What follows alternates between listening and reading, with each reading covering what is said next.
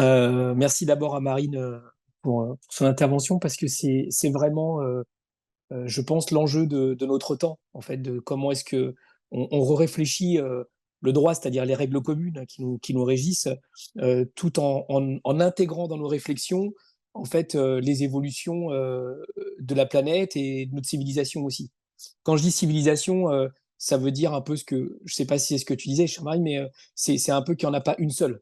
Il y en a plusieurs qui doivent cohabiter et que les êtres humains aussi sont dans un cadre de biodiversité civilisationnelle et qu'on a beaucoup de mal à l'appréhender parce qu'on est nourri au biberon de la civilisation qu'on va qualifier de façon caricaturale occidentale triomphante, toutes les autres étant évidemment dans toute l'histoire coloniale que tu as abordée de façon très délicate, mais qui est couverte de souffrance et de beaucoup de destruction, mais aussi beaucoup d'échanges et beaucoup d'avancées collectives.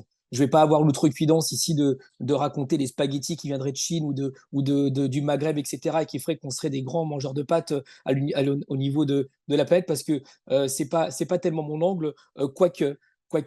Moi, donc, je suis Rodrigo, j'ai effectivement été coprésident de la première fédération de parents d'élèves de France. Je me suis impliqué là-dedans après avoir fait évidemment un assez long passage finalement à Europe Écologie Les Verts, parce que je pense que c'est là que ça se joue. Je pense que l'écologie est quelque chose de central, et central dans la réflexion et aussi dans la réflexion qu'on doit avoir pour cohabiter, en fait, pour cohabiter et aller aussi sur des ruptures qui ne sont pas forcément dans la violence, c'est parce que je crois au temps long, mais qui nécessitent en tout cas d'être dans une bifurcation qui est inévitable, sauf à remettre en question, y compris l'existence même de notre espèce. Après tout, c'est pas très grave. Les êtres humains sont là depuis un certain nombre d'années. Il y en a d'autres qui ne sont plus parmi nous aujourd'hui. Je crois qu'on vient d'en découvrir un en Bretagne qui a des millions d'années était présent sur les côtes d'Armor, je crois, si je ne me trompe pas. Il n'est plus là. Après tout, si l'espèce humaine disparaît, c'est aussi l'histoire de la vie. Mais je pense que nous avons la capacité, en tant qu'espèce, parce que nous accumulons des connaissances, des savoir-faire, des savoir-être aussi, qui nous permettent de sortir un peu de ce schéma un peu mortifère qui n'est pas celui que nous appréhendons de façon naturelle, surtout quand on est papa ou quand on est, je pense, maman. Euh, je suis que papa, j'ai que ce défaut-là. Et en l'occurrence, je suis multiple papa puisque j'ai 4 enfants, 4 garçons.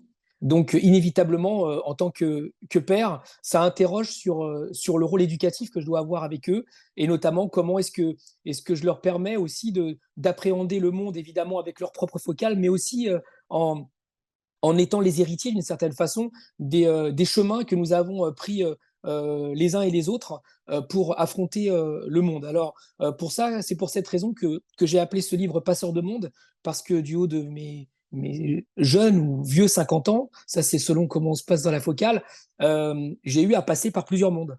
D'abord, je suis un enfant qui est né au Chili.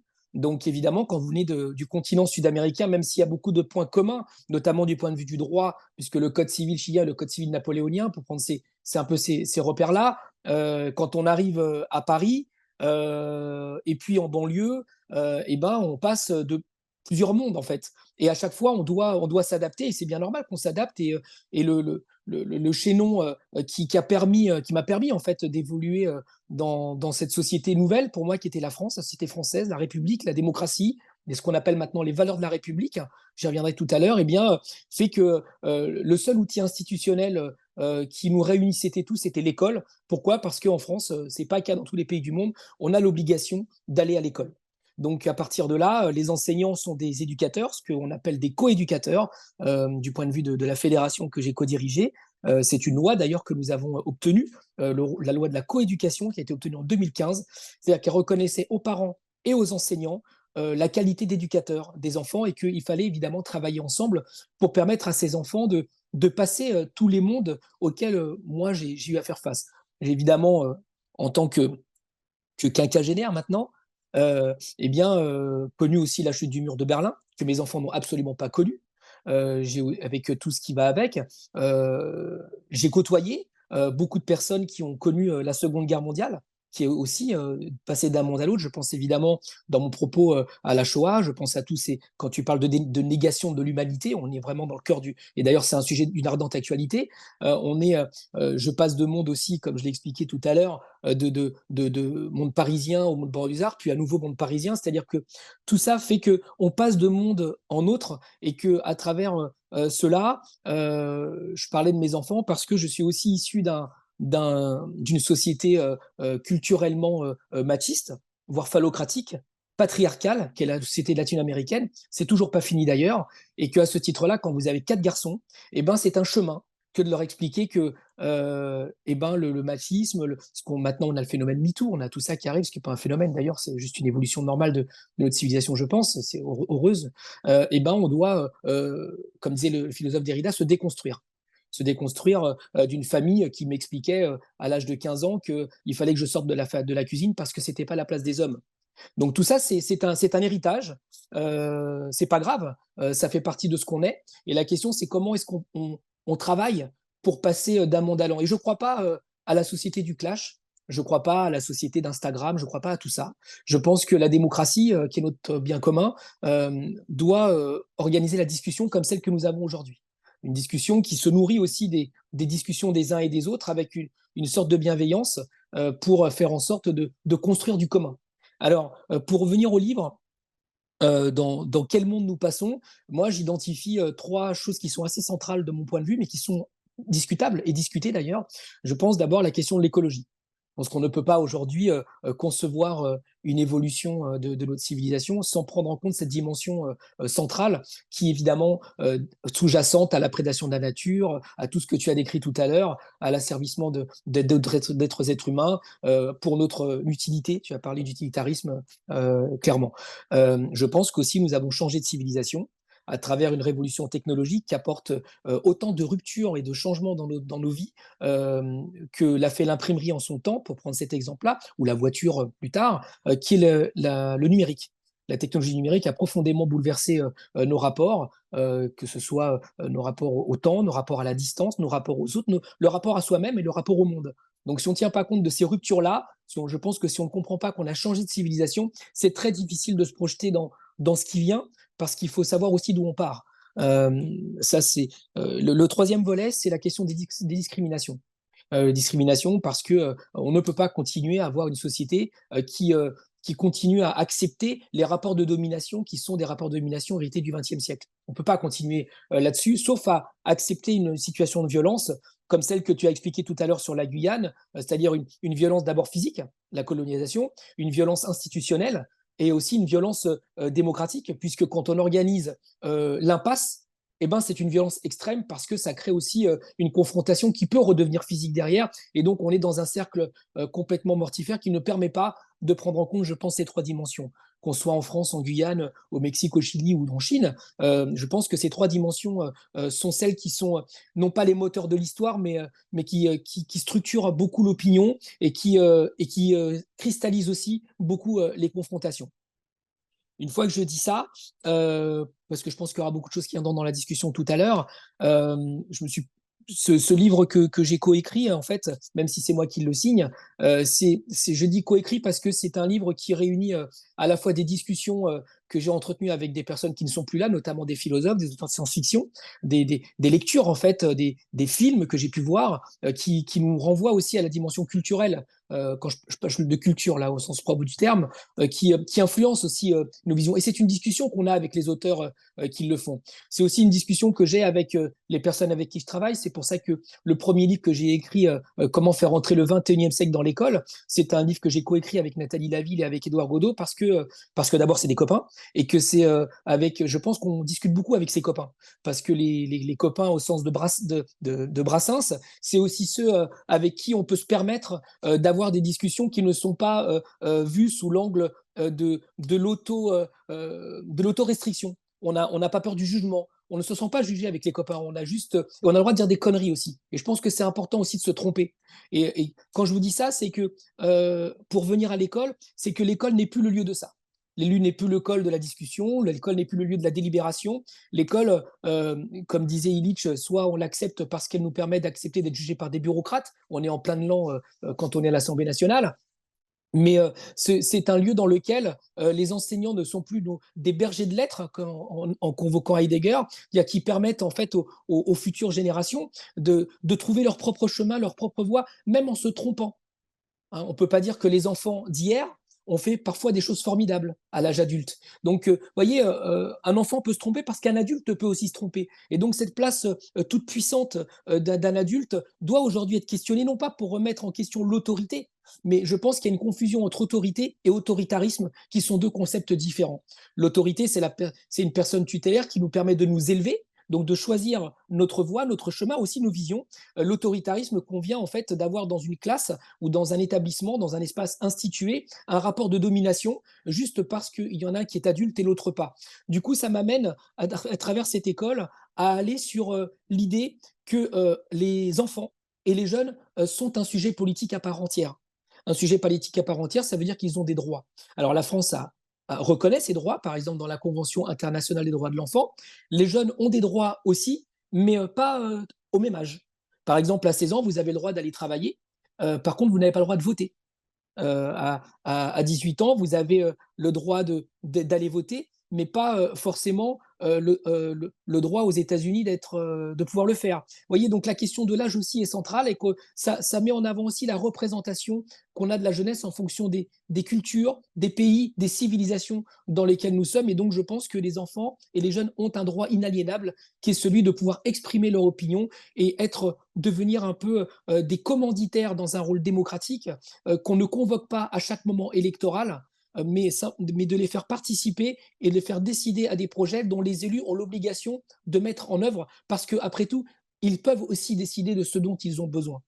Quand je dis ça, finalement, les élections qui m'ont permis d'être député, en fait, ne sont pas très différentes des élections de parents d'élèves, et ne sont pas très différentes surtout des élections d'élèves, à savoir, on organise l'élection d'un délégué de classe qui organise et structure un rapport démocratique qui est dans la délégation de pouvoir, qui est celle du XXe siècle, c'est-à-dire que pendant un moment démocratique institué, entre deux élections physiques, où on va mettre un bulletin dans l'urne, eh bien, on se choisit des représentants qui auront la responsabilité entre ces deux moments de porter ou de décider à notre place. Je pense que ce moment démocratique a vécu parce qu'il engendre des violences. Je pense que nous sommes dans un rapport démocratique où les citoyens, les citoyennes doivent pouvoir participer à ça. Et ça s'apprend. Ça s'apprend notamment dès le plus jeune âge. Il y a dans des pays qui des parlements de l'enfant, qui des conseils municipaux d'enfants, mais ça peut pas être quelque chose de virtuel, quelque chose de fictif.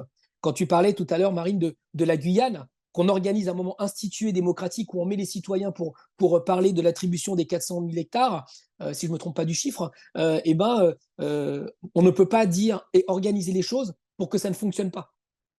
Et là, quand on est dans un conseil d'école ou un conseil d'administration d'un établissement, les élèves sont là aussi dans ce rapport où leur parole, en fait, est déjà pliée d'avance. Elle ne compte pas.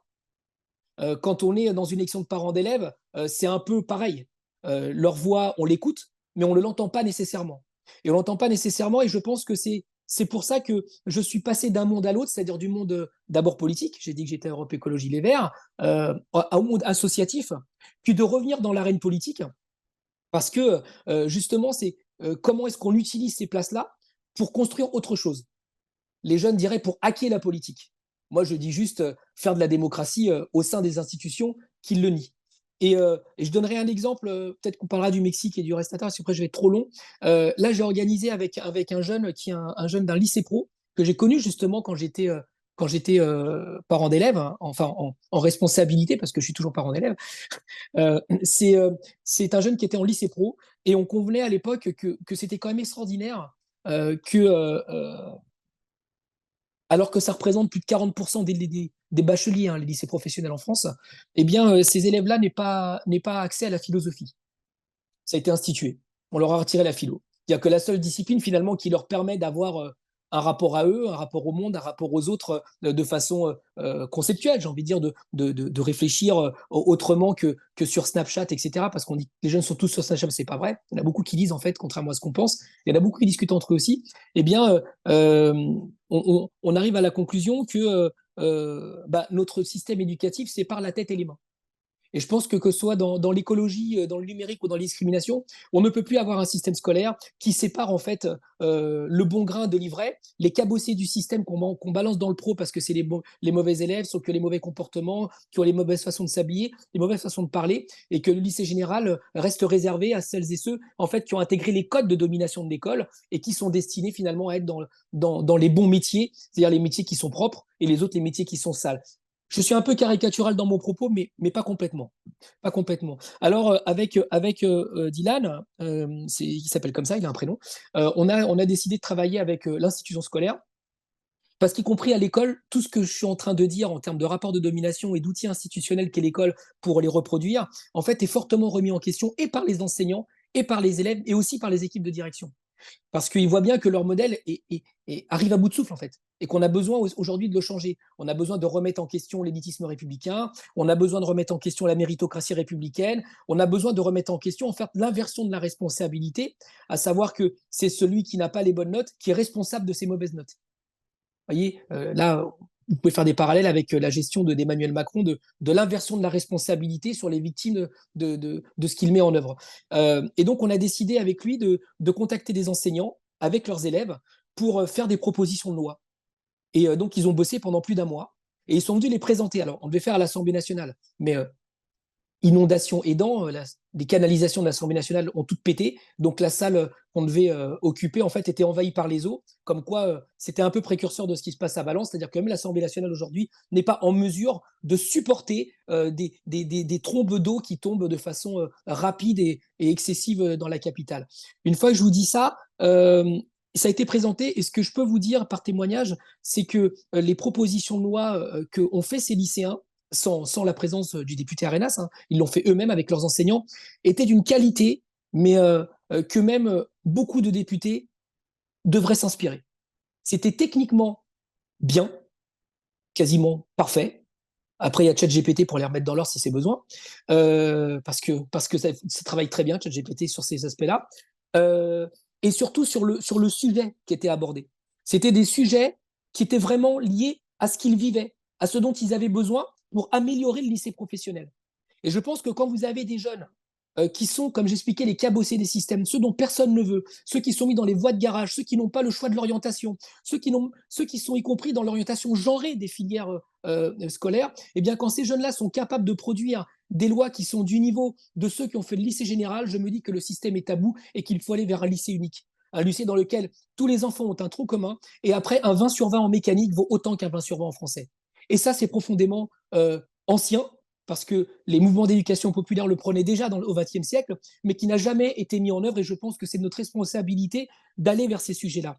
Alors, pour conclure sur cet exemple-là, on s'est rendu compte que c'était d'une telle qualité qu'on a décidé d'aller plus loin et de passer du député citoyen, qui est le titre du livre, au citoyen député. Comment est-ce qu'on fait pour que ces jeunes deviennent députés? Et il y a un exercice officiel en République qui est connu, qui sont les rapports parlementaires. Donc, on a décidé de mettre en place bientôt, je pense que ça sera au printemps, que tous ces jeunes coécrivent un rapport parlementaire avec un sujet qu'ils décideront eux-mêmes. On auditionnera des experts, on auditionnera des personnes autorisées, des politiques y compris, mais surtout des personnes qui ont travaillé sur le sujet, pour que le sujet qu'ils auront choisi fasse l'objet d'un rapport parlementaire. Et je pense que si on réussit, dans le cadre démocratique aujourd'hui, à faire en sorte que les citoyens deviennent députés, d'abord, ça permettra de dire que ce qui nous réunit, ce qui nous permet d'affronter en fait les choses, qui ne soient pas dans une violence instituée, il n'y a une seule méthode, ça s'appelle la démocratie. Et que faire l'exercice de la démocratie est quelque chose de central, parce qu'on doit sortir de la délégation de pouvoir pour aller vers une coopération démocratique qui fasse en sorte que les citoyens se sentent non seulement représentés, mais qu'ils deviennent acteurs de leur propre devenir pour apporter des réponses aux contradictions qu'eux-mêmes ont identifiées et qu'on n'a pas identifiées à leur place.